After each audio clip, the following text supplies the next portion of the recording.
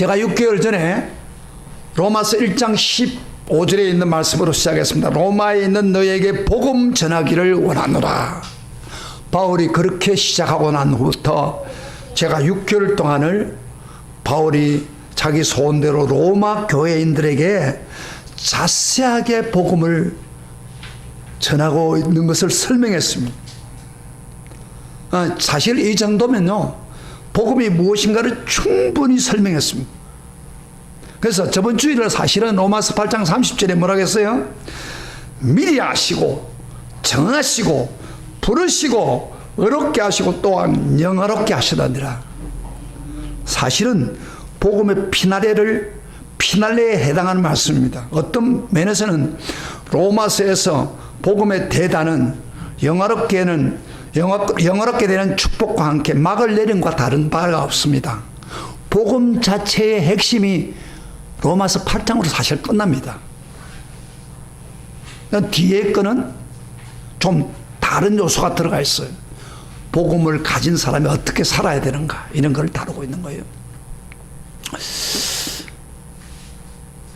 그런데 이제 더 이상 복음에 대한 말이 필요 없다고 할 수 있는데, 그런데 왜 바울은 오늘 끝나지 않고 오늘 본문을 기록할까요? 30절로 끝나면 되는데, 바울은 그가 계시로 받은 복음의 비밀을 다 밝히고 난 후에 그의 가슴속에 복음에 대한 끓어오르는 감격과 기쁨을 주체할 수 없어 그 은혜에 감격이 되어서 펜을 쓰면서 그 불타는 감정을, 가슴속에 복음에 대한 끓어오르는 감격과 기쁨을 주체할 게 없어 펜이 가는 대로 지금 고백하고 찬가를 하고 있습니다. 그래서 31절에 이렇게 이야기하잖아요. 그런 적 일에 대해서 우리가 무슨 말하리요? 무슨 말입니까? 이렇게 좋은 구원을 주신 하나님에 대해서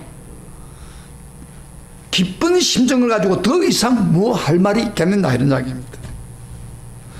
바울은 이 감당하기 어려운 벅찬 기쁜 일을 앞에 두고 소리치고 싶은 마음에 바울이 마지막 부분에 구원의 송가를 부르고 있습니다. 복음의 마지막 악장을 장식하는 대합창을 지금 하고 있는 거예요. 그러니까 30절까지 복음은 끝났습니다. 그러나 지금 31절에서는 그 복음에 너무 감격이 되어서 벅찬 찬송을 부르고 있는 것입니다. 바울은요, 오늘 5가지, 그래서 바울은 5가지 질문을 던지면서 하나님을 찬양하고 있습니다. 31절부터 35절까지 읽으면서 여러분 한번 찾아보세요. 성경을 한번 같이 읽으면서 바울이 어떤 질문을 하는가, 5가지 질문을 합니다. 봐봐, 질문을 여러분 발견해 보세요. 다 같이 한번 읽어볼까요? 같이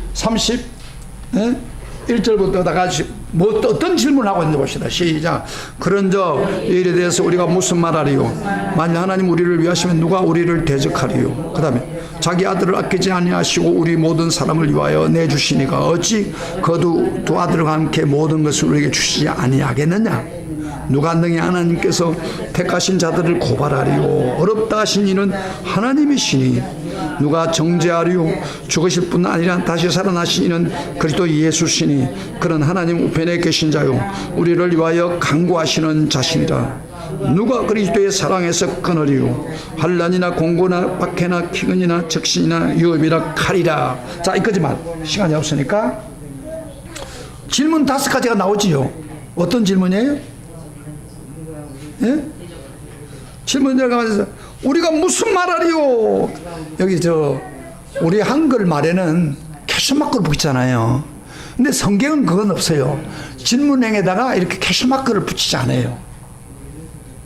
앞으로 새로운 번역이 되면 앞으로 거기 됐으면 좋겠어요. 무슨 말하리요? 그 다음에 누가 우리를 대적하리요? 어찌 그 아들과 함께 모든 것을 우리에게 은사로 주시지 아니하겠느냐? 누가 우리를 송사하리요? 누가 우리를 그리스도의 사랑에서 끊으리요?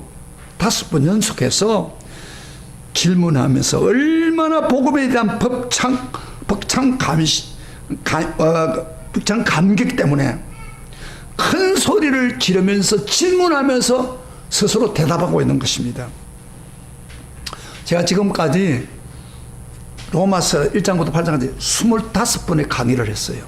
6개월 동안 25번 강의를 했는데, 여러분이 이 바울이 체험하는 이 감격을 여러분 가지고 있습니까? 벅찬 감정, 복음에 대한 감격. 자문해 보세요, 자기 보고. 아마 그 감격이 있는 사람이 이렇게 할 거예요. 이야, 참 복음 정말 좋다. 너무 감격스럽구나. 감사합니다. 이게 정상적인 반응이에요. 감격을 가진 사람. 이런 감기 가슴 뭉클이 일어난다면 그는 지금까지 복음을 잘 들은 사람이에요. 그런데 아직도 가슴이 냉랭하고 이런 구원의 복음을 들어도 감격이 별로 느껴지지 않습니까? 그렇습니까? 그런 사람은요, 설교 잘못 들은 거예요. 제가 한 가지 경고를 합니다. 제가 유튜브에다가 제 설교를 쫙 올려놨어요. 시간 날 때마다 들어보세요. 감격이 살아나는 게 정상입니다. 따라합시다. 로마서 설교를 듣고 구원의 감격이 살아나는 것이 정상이다. 근데 아무렇지 않다. 그 사람 구원 못 받은 사람이에요. 구원 못 받다든지 설교를 잘못 들었다든지 밖에 없어요. 그러나 오늘 마지막 순간, 특별히 마지막 바울이 송가를 부르고 외치는 그 소리를 잘 여러분 들으면 그 안에 벌써 다 포함되어 있어요. 복음이. 그래서 오늘이라 놓치지 말고 설교 잘 들으시기를 바랍니다. 오늘 8장 마지막 매우 중요한 시간인데 하나님 앞에 당신의 마음을 열어달라고 기도하면서 들으세요. 이 설교는요, 영감적인 말씀이기 때문에 기도하면서 들어야 돼요.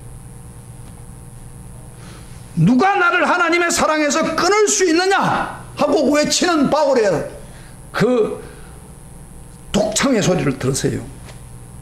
근데 바울의 독창으로 끝나서는 안 됩니다. 우리 성도들이 다 같이 외치는 합창이 되기를 축복합니다. 아멘. 오늘 이 본문 주제는 31도 39절까지는 한마디로 말하자면 구원의 확신에 대한 이야기입니다. 따라합시다. 구원의 확신이다.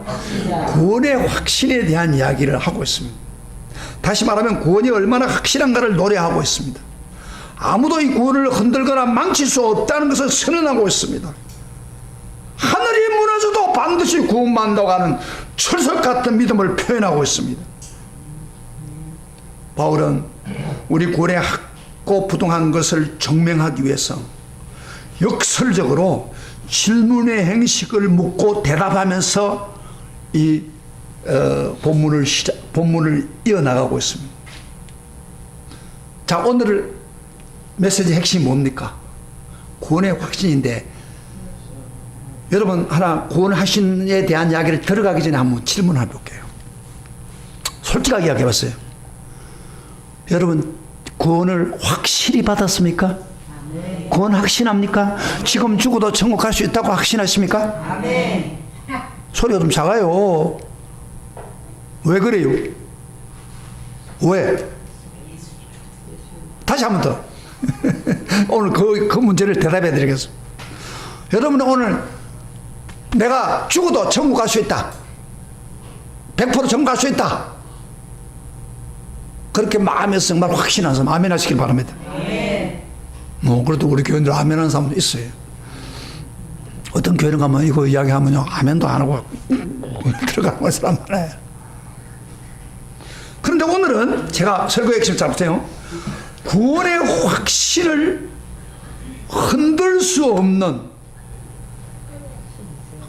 있다고 생각하는 방해되는 적 세 가지를 가정해 놓고, 그 적들이 벌떼같이 한꺼번에 덤비다 하더라도 우리 구원은 절대 안전하다는 사실을 지금 말씀하고 있는 거예요.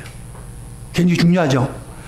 그래서 우리 구원받은 것을 흔들어 놓는 세 가지 적이 있습니다. 이 적을 알아야 됩니다. 그래야 우리가 구원 확신이 흔들리지 않습니다. 구원이 흔들리면 천국 못 가요.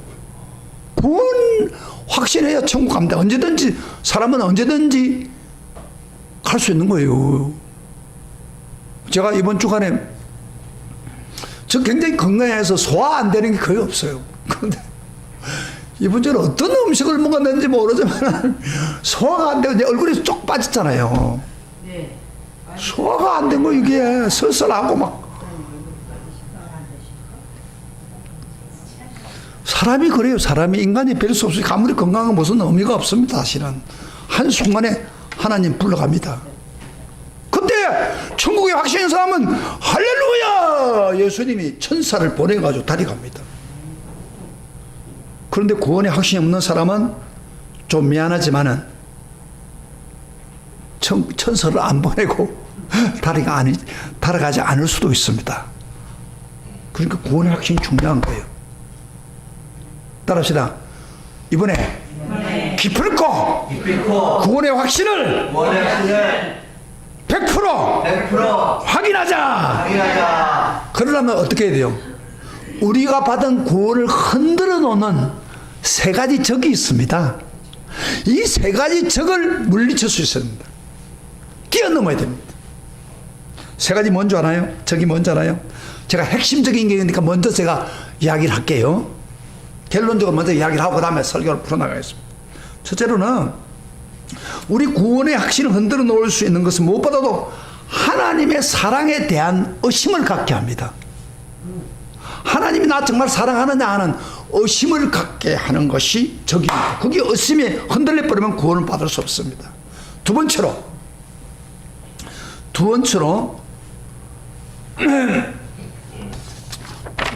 어떤 문제가 생기냐면요.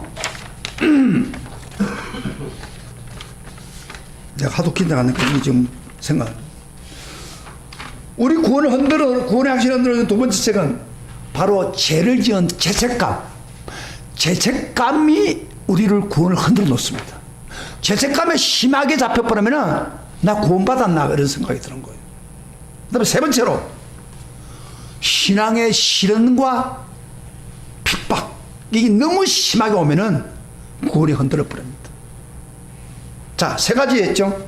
세 가지 적이 뭐라고 했어요? 우리 구원을 받았지만은 구원을 넣을 수 있는 세 가지. 첫째 뭐라 했어요? 하나님의 사랑이 정말 나를 사랑하는가? 의심이 생기는 거예요. 그 다음에 두 번째로 뭐라 했어요? 이야기했죠? 네? 예. 두 번째로는 오늘 헷갈리네 지금 나도 생각이 있잖아요. 나이가 들면요 이 설교자 하기가 좀 쉽지 않아요. 자, 두 번째로는 바로 죄책감. 죄를 짓다 보면은 우리 김원목이는 거기 빨리 기억이 되는가 봐. 죄책감에 떠들고 있으면 어떻게 되냐? 내가 구원받았나 하는 생각이 드는 거예요. 흔들리는 거예요. 그 다음에 세 번째로 신앙의 환난과 핍박이 왔을 때 너무 심하게 오면요 구원이 흔들린 송두리 저를 핀 그런 걸 느낄 수 있어요.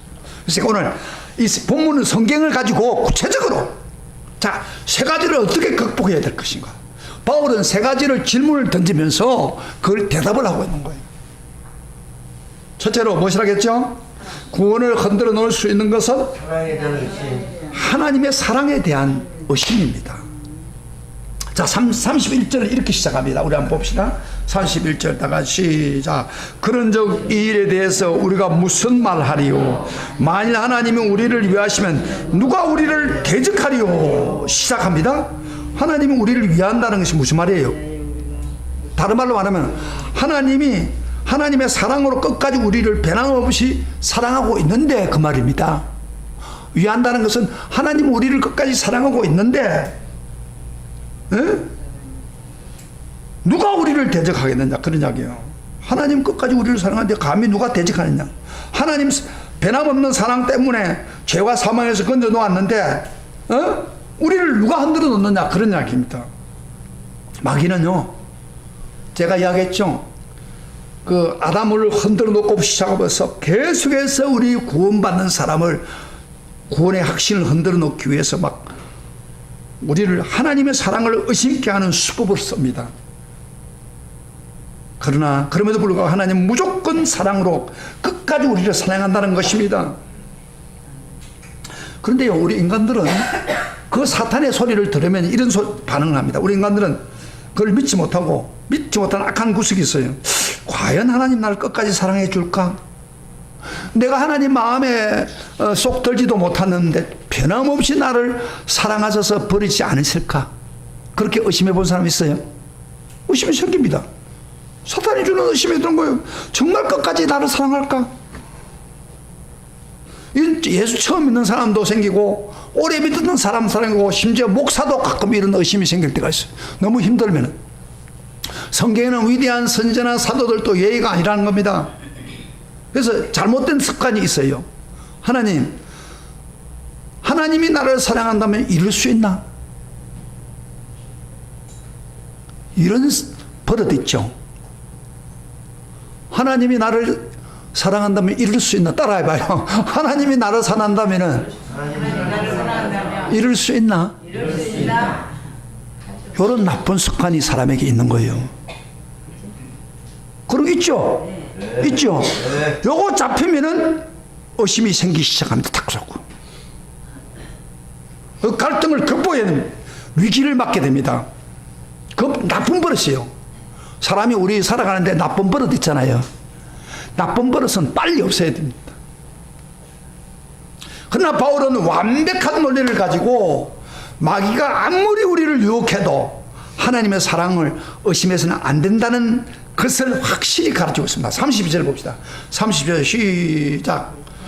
자기 아들을 아끼지 아니하시고 우리 모든 사람을 위하여 내주시니가 어찌 그 아들과 함께 모든 것을 우리에게 은사로 주시지 아니하겠느냐. 누구예요? 하나님이 자기 아들을 아끼지 않고 보냈죠. 독생자를 우리에게 보냈잖아요. 예수를 이 세상에 보냈단 말이에요. 독생자를 주다는 것은 하나밖에 없는 아들을 주시다는 것은 가장 아끼던 것을 내놓는 것과 똑같은 거예요. 바꾸면은 가장 귀하게 여기던 것을 포기하고 우리를 사랑했다는 것입니다. 가장 값진 선물을 주기 위해서 그 사랑 때문에 우리 가짜는 선물을 값없이 줬다는 겁니다. 엄청난 희생을 치르면서 그렇게 자기 독생자를 주셨는데 어떻게 그 사랑이 변할 수 있느냐, 그런 이야기입니다. 하나님의 사랑은 독생자 주기까지. 여러분, 독생자 이름, 요새 그 부모들이 다 애들 하나밖에 없잖아요. 독생자는 애들 몇 명이 있는 거 달라요. 왜? 그밖에 사랑할 게 없으니까. 그것까지 줬다는 거예요. 보통 일반 사람들은 이해가 안 되는 거예요. 근데 놀라운 건 한번 생각해 봐요. 예수님을, 독생자를 이 세상에 와서 십자가에 죽게 하신 그 하나님이, 십자가에 죽게 했는데, 예수님이 십자가에 죽을 때 누가 죽였습니까? 우리가 생각할 때 로마 군인이 죽였죠. 어느 는 빌라도가 죽였다, 그렇게 말할 수 있어요. 아니면 이스라엘 백성들이 죽였다, 그렇게 말합니다. 사실은요, 예수를 죽인 자가 바로 하나님이에요. 하나님이 죽게 해서 성경에 보면은 하나님이 독생자 아들을 죽게 한 거예요. 성경 한번 찾아보면 이사야 53장 10절인데 여러분 집에 가서 찾아보세요. 성경에 이런 건 되어 있습니다. 여호와께서 그에게 상음을 받게 하시기를 원하사 실고를 당하게 하셨습니다. 이건 예수님이 오실 것을 예언하는 이야기예요. 여호와께서, 하나님이죠. 하나님 아버지가 그에게 상음을 받기 위해서 질고를 당하게 했다. 그 말 무슨 말이에요? 하나님이 예수님을 십자가에 죽게 했다 이 말이야. 십자가에 내어놨다 이 말이야. 상하게 죽게 했다 그 말이에요. 고린도후서 5장 21절에 이런 말씀이 있어요. 하나님이 죄를 알지도 못하는 자로 우리를 대신하여 죄를 삼으신 것을 따라합시다. 하나님이 죄를 알지 못하신 자로 우리를 대신하여 죄를 삼으신 것은, 그 말은 무슨 말이에요? 하나님이 예수님을 우리 대신에 죄덩어리로 만들어 가지고 우리 죄를 전부 다 그 예수님에게 옮겨 가지고 죄덩어리를 만들어서 처형한 분이 바로 하나님이라는 거예요. 누가 죽인 게 아니야. 하나님이 내놓은 거예요. 죽이라고. 하나님 능력이 없어서 예수님 죽었어요? 절대 아닙니다. 하나님 아버지가 밀어서 죽게 만들었습니다. 왜? 우리 인류를 구원하기 위해서. 대신에 우리가 받을 죄 대신에 대신 저주를 받게 하기 위해서 그럽니다. 그래서 예레미야는 이 사랑을 이렇게 말합니다. 무궁한 사랑이라. 따라합시다. 무궁한 사랑. 무궁한 사랑. 영원히 변하지 않는 무궁한 사랑으로 사랑했다 그럽니다. 그러면서 자기 하나밖에 없는 아들을 주시기까지 사랑하신 하나님 뭘 주시지 못하겠습니까? 생각해 보세요. 그래서 32절 후반절에 보면은 이렇게 좀 어찌 그 아들과 함께 모든 것을 우리에게 은사로 주시지 아니하겠느냐. 무슨 말입니까? 아들을 주시기까지 사랑하신 하나님이 모든 거 다 안 주겠냐 그런 이야기. 여러분요, 우리가 예수 믿지 않을 때 로마서에 보면 5장에 보면 원수가 되었다고 그랬어요. 원수 되었을 때도 자기 아들밖에 하나밖에 없는 아들을 우리를 위해 죽게 만들었습니다. 그런데 이제 하나님 아들이 되고 자녀가 됐는데도 불구하고 왜 하나님이 우리를 사랑하지 않겠습니까? 다 주면서 사랑하죠. 하시겠습니까? 믿습니까? 하나님은 자기가 자기 아들을 주기까지 아껴서 안고 사랑했던 그 사랑을 이제 우리가 구원받았는데 그 사랑을 포기하는 분이 아닙니다. 어찌 끝까지 변하지 않고 그 사랑을 의심하게 해야 되겠습니까? 하나님의 사랑이 따라붙어요. 하나님의 사랑이 변하지 아니하면 우리 구원도 영원히 변하지 않는다. 할렐루야. 그래서 바울은 우리 구원은 흔들 수 없다 그런 이야기입니다. 믿습니까? 믿습니까? 여러분, 하나님이 나를 변하지 않은 사랑으로 사랑을 믿습니까? 믿습니까? 구원도 변하지 않습니다. 두 번째로 우리 구원을 흔들어 놓을 수 있는 것은 하나님의 사람에 대한 의심뿐 아니라 또 한 가지 적이 있습니다. 그게 뭐냐면은 죄책감. 죄를 지은 죄책감이 심할 때 우리는 그 죄책감의 두려움 때문에 구원의 확신이 흔들립니다. 죄책감이 붙들리면 구원의 확신이 흔들려요. 33절에 그렇게 이야기합니다. 그 문제를 해결합니다. 33절 다 같이 시작. 누가 능히 하나님의 택하신 자들을 고발하리요. 어렵다 하시는 하나님의 신이. 자, 이런 말입니다. 하나님의 택한 자를 누가 고발하냐? 죄가 있다 없다 하고 따지겠느냐 이 말이야. 하나님은 우리를 없다 했는데 누가 죄인이라고 공개할 수 있겠느냐 그런 이야기입니다. 지금 여러분, 누가 나를 고소하면 어쩌나 하는 불안한 사람이 주로 어떤 사람입니까? 누가 나한테 고소하면 나 불안해하는 사람 있잖아요. 저 사람 나를 고소하면 나 불안한데, 불안해하는 사람들 동기가 어떤 사람이에요? 뭔가 캥기는 사람들입니다. 그 순경이 저 군인들이 이제 이렇게 그 전방 이쪽으로 막고 있어요. 차에 타고 있는데 군인들이 혹시 탈영병이 있을까 싶어서 싹 이렇게 그 차를 버스를 세워놓고 싹 올라와서 싹 하면 경찰하고 둘이요. 근데 우리가 생각할 때 어떻게 그 사람들 범죄를 잡고 탈영병을 잡을 수 있습니까? 딱 올라가지고 쫙 하면 이렇게 스트라이크처럼 쫙 보면요 벌써 사람 포증이 달았답니다. 캥기는 사람이죠. 발에 저리 죄 지은 사람들은 발이 저리 것처럼 이렇게 느끼는 거 있대요. 그래서 이 죄책감에 있는 사람들은 용서이라는 확신이 부족한 사람은 항상 크고 작은 죄책감이 따라다닙니다. 본의 아니게 한두 가지 죄를 짓게 되면 용서받았다 구원받았다는 말이 믿어지지 않을 정도로 흔들어 버리는 거예요. 그런 사람 있습니까? 여러분, 우리 성도들은 공통적으로 죄책감을 가진 게 하나 있죠. 뭐요? 설교 듣고 뭐요? 설교대로 행하지 않는 거. 그래 안 그래요? 설교 듣고도 설교대로 행하지 않는데 죄책감 없다는 건 잘못된 거예요. 죄책감 있죠. 그런데 사탄은 우리에게 자꾸 야, 너 저 설교 듣고 너 예수 믿는다고 하면서 너 어디 그렇게 행하지도 못하지 않아? 그런 미신이 어디 있어? 너 구원받았다고 하면서 막 가책을, 우리의 죄책감을 막 해가지고 불안하게 떨게 합니다. 근데 죄책감이 이렇게 생기는데 그럼에도 불구하고 나 구원의 확신이 있어. 죄를 지어서 지속적으로 죄를 지으면서도 나는 괜찮아. 그게 오히려 비정상적인 것처럼 보이잖아요. 안 그래요? 그래 안 그래요? 죄를 지었는데 그래도 나 구원받았어 이러면 좀 이상하지 않아요? 논리적으로, 인간 논리적으로 볼 때. 그러나 잘 아세요? 하나님 말씀이 뭐라고 하느냐가 중요합니다. 내가 죄를 일부 지어서 죄책감이 있어서 사탄이 너 안 돼! 구원 못 받아! 거기보다도 내 인간적인 상식보다도 하나님의 말씀이 뭐냐, 무엇이라고 말하냐, 그게 중요합니다. 여러분, 우리 구원의 근거는 어디서 생깁니까? 구원의 근거는 어디서 생깁니까?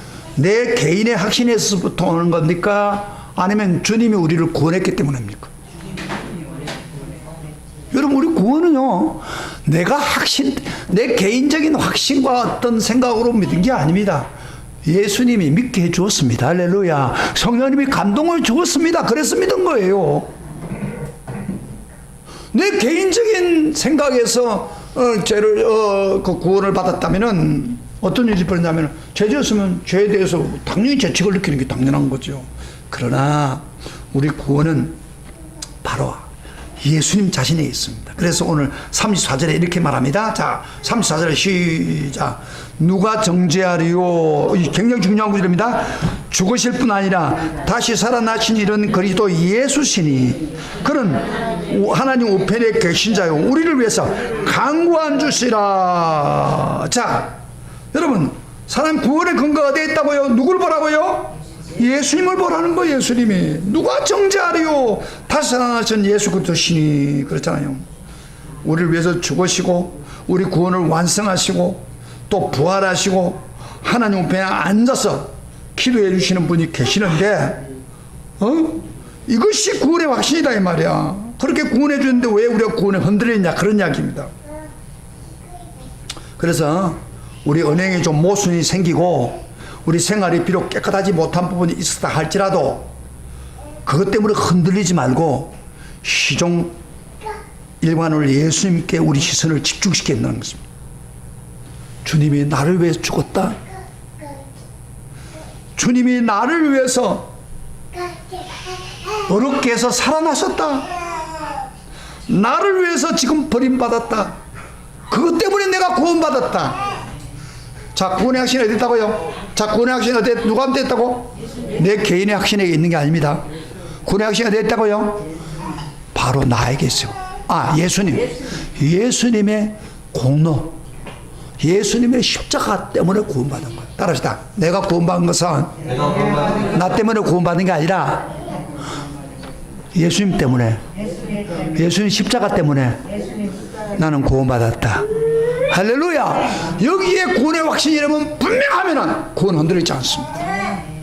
근데 여기에 흔들리는 게 문제가 생긴 거예요. 그리고 예수님 지금 어디에 계신다고 해서 오늘 본문에 하나님 우편에 계신 자요 우리를 위해서 간구하신다. 우편에 계신다는 말은 무슨 말이에요?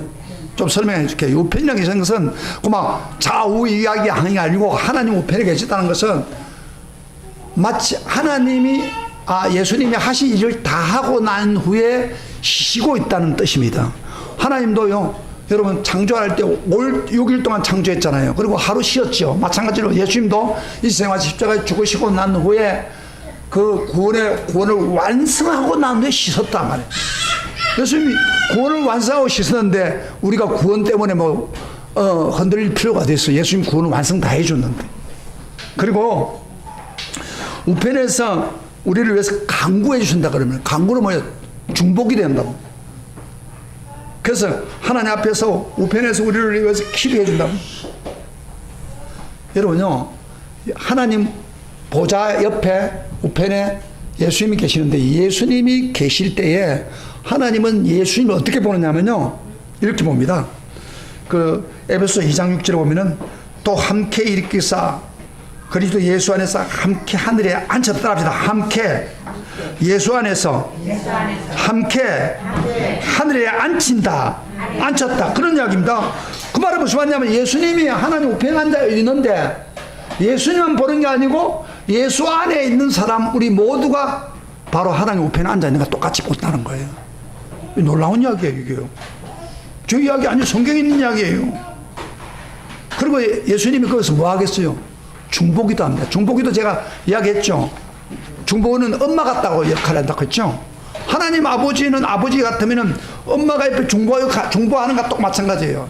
말하기 끌끌한 것은 엄마가 막 이야기해 주잖아요. 우리가 예수 믿고 죄를 짓고 그만 실수해서 죄 지을 때 하나님이 처음에 예수 믿게 했더니 또 죄 짓고 또 나쁜 짓 하고 있어. 그러고 있을 때 옆에 엄마 역할한 예수님이 저 때문이라도 제발 용서해 주세요. 사람이 약하지 않습니까? 주변의 환경이 어렵잖아요.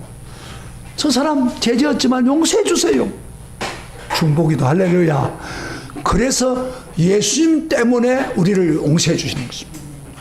아멘. 기가 막힌 거 아니에요? 기가 막히죠? 예? 그리고요, 우편에 앉아 있다는 것은 무슨 이야기냐면은 이런 이야기입니다. 우리가 사도신경에 올 때 아까 사도신경에 왔는데 이렇게 했죠. 우편에 앉아 계시다가 그 다음에 저리로서 산자와 죽은 자를 심판하시더라. 우편에 앉아 계셨다는 것, 그분이 산자와 죽은 자를 심판자로 오신다. 누구예요? 예수님이에요. 예수님 우편에 앉아 계시다 그래요. 심판자로 오실 분이에요. 그런데 심판자로 오실 그분이 우리 예수 믿는 사람이 조금 잘못했다고 해서 우리 심판에 지옥 보내겠습니까? 아닙니다. 심판자로 오실 분이 바로 우리를 위해 십자가에 죽었고 우리를 위해서 부활하신 분입니다. 할렐루야, 할렐루야. 네. 그런 거로 여러분이 예수 믿다가 실수해서 죄 짓고 조금 잘못했다고 해서 구원의 확신이 없어진 게 아닙니다. 저 같은 거 예를 들어서 목사인 저 자신도 예수 믿고 죄 지었을까요? 안 지었을까요? 지었어요. 많이 지었어요. 여러분 눈에는 안 보일지도 모르지만 성경은요, 마음에 악한 생각 품고 있는 거 죄라고 해줘요. 여러분 죄라고 행동만 그런 게 아니에요. 자, 많이 지었지만 그럼 구원 받아요, 받아요. 구원 받아요. 100% 구원 받지요. 저는요, 지금 당장 죽으면 천국 갈 수 있어요. 할렐루야. 네. 왜? 죄 때문에 그런 게 아니라 죄는 예수님이 해결해 주세요. 용서만 구하면 돼요. 아멘. 지었지만은 심판자로 오실 그분이 바로 예수님이란 말이에요. 할렐루야. 그런 거로 여러분이 죄를 지었다 손치다 그렇다고 해서 이제 목사님 설교도 보면 죄 지어도 괜찮다고 하니까 멋대로 죄 짓자 그렇게 해서는 안 되겠죠. 그 사람 마음속에 성령이 역사하시면 그렇게 할 수 없어요. 그러나 혹시 실수해서 지을 수 있잖아요. 그럴 때 마귀가 야, 너 안 돼. 넌 지옥 갈 거야. 너 예수 믿었다고 큰 소리 치지만은 별 수 없어 하고 욕할 때 그래 맞아 그런가 봐 흔들리면요 교회도 오기 싫고요. 바르게 살고 싶은 생각도 없어지는 거예요. 예수 믿는 사람 자살하는 사람 있죠. 예수 믿으면 자살하는 사람이 있어요. 대부분 그런 사람들이에요. 죄책감들은 막 하다가 사탄이 막 그렇게 흔들리는 거예요. 그러면 안 돼요. 그러니까 우리 예수 믿는 사람은 어떤 일이 있더라도 예수님을 바라보고 구원은 예수님이 주셨고 예수님 부활하셨고 예수님이 하나님 우편에서 기도하고 계시고 우리와 함께 하신데 난 구원받았어요. 할렐루야. 부족하지만 믿습니까? 여기 바로 구원을 확신을 가지는 그런 길입니다. 믿습니까? 믿습니까? 세 번째 한 가지 더. 첫째 뭐라겠어요? 하나님의 사랑에 대한 의심을 가지겠다. 그 다음에 두 번째로 죄책감을 가지게 해서 흔들어 놓는다. 세 번째로 바로 우리 시험을 합니다. 우리의 생명을 위협하는 시련을 통해서 핍박을 통해서 흔들어 놓습니다. 자, 그래서 아무리 믿음이 좋은 사람, 믿음이 좋은 사람도 무서운 시험이 덮치면 평안할 때 가졌던 확신이 흔들립니다. 35절부터 36절까지 보겠습니다. 자, 시작. 누가 우리를 그리스도의 사랑에서 끊으리요? 환난이나 공고나 박해나 기근이나 적신이나 위험이나 칼이라. 기록된 바 우리가 종일 주를 위하여 죽임을 당하게 되며 도살당할 양같이 여김을 받았나이다 함과 같으니라. 여기요, 무서운 상황이 여기 나타나고 있죠. 예수 믿다가 받는 어려움을 말합니다. 여기 보세요. 환난이 뭔지 알아요? 환난, 공고, 핍박이요. 환난은요, 이런 이야기입니다. 로마 시대 곡식을 타작할 때 타작기입니다. 타작기. 환난이라는 그 원어를 보면은, 우리 한국에는 도리깨 하죠. 도리깨. 여러분 시골에서 도리깨 하시죠? 곡식을 놔놓고 도리깨를 때리잖아요. 뭐 콩거탕 넣고 도리깨 때. 그게 환난이에요. 예수 믿는다고 도리깨를 때려가지고 막 곡식이 알이 터져 나올 정도로 핍박을 당하고 있는 겁니다. 그 당시 사실 이렇게 환난을 당했어요. 공부는 뭐냐? 정신적인 압박감. 감옥에 집어넣고, 막 고통은 정신적인 고통. 그 다음에 또 뭐요? 여기 보면, 핍박은 노골적인 박해입니다. 예수 믿다고. 기근은 굶주림, 적신은 헐벗음. 로마 시대 당시만 해도요, 하나님 믿고 살려고 하는 사람들이 삶의 터전을 빼앗기고 농사 지을 수 없는 항무지로 쫓겨난 적이 많습니다. 그들은 거기서 굶주림과 헐벗음으로 견디지 못해 죽어갔습니다. 이와 같이 육체적, 정신적, 영적으로 무슨 시련을 당할 때 확신이 흔들립니다. 도살장에 끌려가는 양처럼 양의 신세가 되어보세요. 한번 상상해보세요. 그 최악의 조건에서 끝까지 믿음을 지킬 수 있느냐? 큰 소리 질 사람이 몇 사람이 될 겁니까? 사실 누구도 장담할 수 없습니다. 지금은 핍박시대가 아니잖아요. 핍박시대 끝까지 예수 믿고 하겠다 쉽지 않거든요. 그러나 바울은 그럼에도 불구하고, 그런 핍박이 오는데도 불구하고 단호하게 이렇게 말한다. 37절 같이 시작. 그러나 이 모든 일에 우리를 사랑하시는 이로 말미암아 우리가 넉넉히 이기느니라. 다시 한번. 그러나 이 모든 일에 우리를 사랑하시는 이로 말미암아 우리가 넉넉히 이기느니라. 그런데요, 이길 때, 넉넉히 이길 때 어떻게 이긴다고요? 우리를 사랑하시는 이로 말미암아 우리가 는다. 다시 말하면 우리를 사랑하신 그 사랑의 힘으로, 사랑하는 예수님 때문에 우리가 이기고 또 이긴다, 그런 이야기. 영어 성경을 보니까, 여러분 영어 성경을 보는 사람들 이 내 구절을 조금 다시 한번. 이 모든 일에 우리를 사랑하시는 말만 우리가 이긴다, 넉넉히 이긴다는 말이 이런 말입니다. 영어를 보니까 We are more than conquerors. 그 말이 무슨 말이냐면은 이런 말입니다. We are more than conquerors. 이 말이 무슨 말이냐면은 그 정복자보다 더 강하다. 우리는 정복자보다 더 강하다, 그런 이야기예요. 백전백성의 정복자보다 더 강하다. 그 당시 로마 군인 중에서 유모 군인들은요, 전쟁의 백전백승을 했습니다. 군인들은. 그러니까 그 전쟁의 백전백승하는 로마 군인보다 더 승리를 잘하는 더 강한 자다, 그 말이에요. 무엇이? 바로 예수님이 우리를 사랑하는 그 힘이 우리로 천하무적이 되겠다. 따라합시다. 예수님이 우리를 사랑하는 사랑의 힘이 우리의 천하무적이다. 예수님이 그 사랑 때문에 천하무적이 된다는 거예요. 내 힘이 아니고. 그래서 환난과 고통을 당할 때에 그걸 이길 수 있는 힘은 예수님이 사랑하는 그 뜨거운 사랑의 힘에 의해서 이기는 겁니다. 제가요, 몇 년 전에 우리 교인들 데리고 그 로마에 갔습니다. 여러분, 로마 갈 때 뭐 여러 가지 볼 것도 많지만은 특별히 사도 바울이 순교하는 장소가 있습니다. 목이 잘려 순교를 당하는 장소. 복음을 전한다. 바울은 십자가에 죽지 않았습니다. 십자가에서는 옛날 그 이방인들을 죽였습니다. 로마 시민이니까 목을 잘라 죽였는데, 예수 믿는다고 잘라 죽였는데, 목을 잘라 죽이는 그 순간까지도 바울은요, 하나님의 사랑이 불타가지고 그 사람에게 전도를 한다. 그 사람한테. 당신, 나는 죽지만 나는 영원히 천국 갑니다. 그러나 당신도 예수 믿고 갔어야 됩니다. 목을 자림을 당하면서. 그래서 목을 팍 잘렸는데 목이 탕탕 뛰면서 거기 그 지역에 가보니까 바로 그 튀는 목구마다 샘물이 터졌답니다. 그 당시에 굉장히 그 식수를 얻기 어렵는데 하나님 마지막 생명까지 생수가 터지도록 해준다. 그렇게 어떻게 목이 잘라지는 순간에 예수 믿으라고 그렇게 할 수 있을까요? 그 속에 뭐가 있어요? 하나님을 뜨겁게 사랑하는 불타는 가슴이 불같이 타오르고 있단 말이에요. 그 힘이 그를 하여금 순교해도 간단하게 순교해 갈 수 있는 거예요. 당당하게 순교할 수 있는 거예요. 할렐루야, 할렐루야. 이 지금 이야기를 하고 있는 거예요.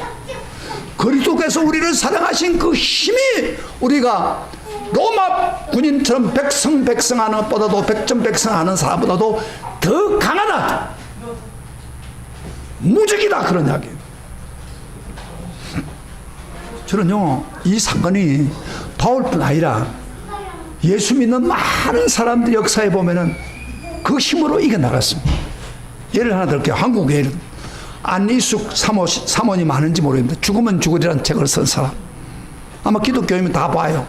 죽으면 죽으리라는 책 쓰고 죽으면 살리라는 책에 그런 너무너무 감동적인 책을 썼습니다. 그 일제 치하에 6년 동안은 감옥 생활을 했어요. 왜 감옥 생활했냐? 하나님 섬기는 것보다도 뭐요? 천황을 섬기라고 그렇게 이야기한 겁니다. 천황 그 재단을 쌓아놓고 거기 절을 해라. 그 절을 안 하면 잡아서 감옥에 집어였습니다. 그런데 이 여성생이에요, 안희숙이요. 절대 나는 할 수 없습니다. 그래서 감옥에 6년 동안을 들어갔어요. 그리고 많은 사람들이 순교를 당했죠, 그 당시에. 그런데 6년을 견디도 못해가 나왔는데, 나올 때에 이 안희숙 여사가 보통 사람 같으면 6년 동안 감옥에 있다가 나왔으니 할렐루야 할 거 아니에요. 그런데 안희숙 사모님은 엉 울었답니다. 대성통감 울었답니다. 왜 울었느냐? 에? 좋아서 울은 게 아니라 슬퍼서 울었다는 거예요. 왜? 많은 사람들은 예수 믿다가 주기철 목사도 순교당하고 자기도 순교당할 각오를 하고 들어갔는데 자기는 순교당하자고 해방됐다 이 말이에요. 부끄러운 거예요. 그래서 막 울었답니다. 어떻게 안희숙 같은 이런 사람들, 여자의 마음속에 이렇게 강한 힘이 생깁니까? 그가 그랬대요.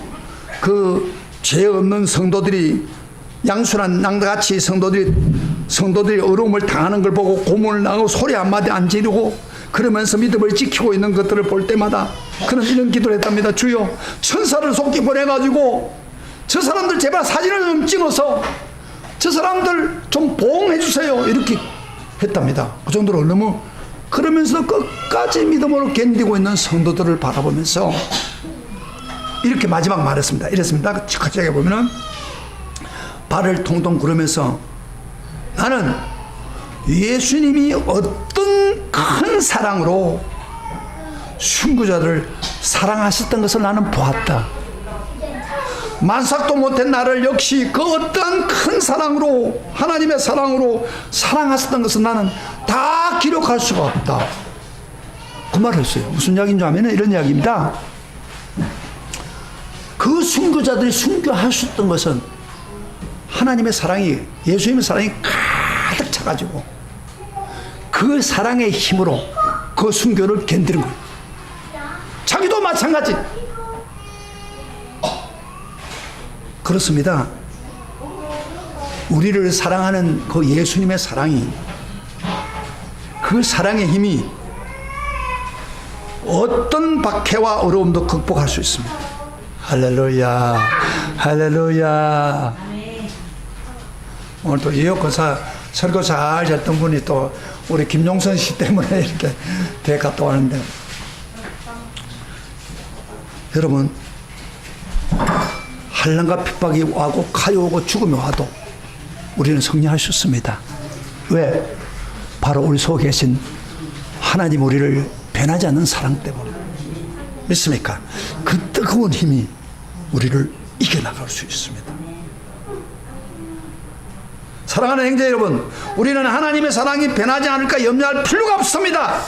영원합니다. 하나님이 나를 정죄하지 않을까 불안할 필요가 없습니다. 정죄하지 않습니다. 환난과 핍박을 당할 때도 믿음이 꺾어지지 않을까 두려워하지 않아도 됩니다. 왜냐하면 하나님의 그 뜨거운 사랑이, 변하지 않은 사랑은 우리를 부어주시기 때문입니다. 우리 예수님은 지금도 중보하면서 기도하고 있습니다. 아버지, 저 아들 저 딸 약하지만은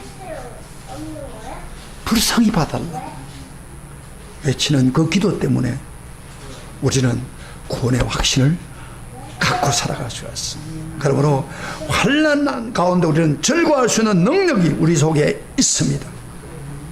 그래서 바울은요, 마지막 부분에 가서는 승리를 확고하면서 소리치면서 외칩니다. 38절부터 39절까지 크게 읽어봅시다. 바울이 승리의 합창을 부르고 있습니다. 38절부터 39절까지 다 같이 소리를 내어서 읽어봅시다. 시작. 내가 확신하노니 사망이나 생명이나 천사들이나 근세자들이나 현재일이나 장래일이나 능력이나 높음이나 깊음이나 다른 어떤 피조물이라도 우리를 주 예수 그리스도 안에 있는 하나님의 사랑에서 끊을 수 없느니라. 여기요, 바울은 승리할 것을 확신한 거예요. 지금 사망이 와도 소용없다. 사망도 내 못 이긴다. 생명도 천사도 근사도 현재일도 장래일도 능력이고 높음이고 기분 다른 어떤 피조물도 우리를 주 예수 그리스도 안에서 끊을 수 없다. 확신하고 있는 거예요. 이렇게 되기를 축복합니다. 이렇게 되기를 축복합니다. 그렇게 하기를 원하십니까? 내 고백처럼 한번 크게 나이시합시다. 나도 이렇게 될 거다. 나도 바울처럼 확신할 거다. 생각하는 사람은 같이 다시 한번 내 고백하는 마음으로 읽겠습니다. 다 같이 시작. 내가 확신하노니 사망이나 생명이나 천사들이나 권세자들이나 현재일이나 장래일이나 능력이나 높음이나 깊음이나 다른 어떤 피조물이라도 우리를 우리 주 예수 그리스도 안에 있는 하나님의 사랑에서 끊을 수 없느니라. 따라합시다. 하나님의 사랑에서 끊을 수 없느니라. 이 구원의 확신이 있는 사람에게 행복과 기쁨이 영원히 존재할 것입니다. 그런 축복 있기를 주의 이름으로 축원합니다. 우리 안희숙 사모님이 죽으면 죽으리라는 책을 쓰면서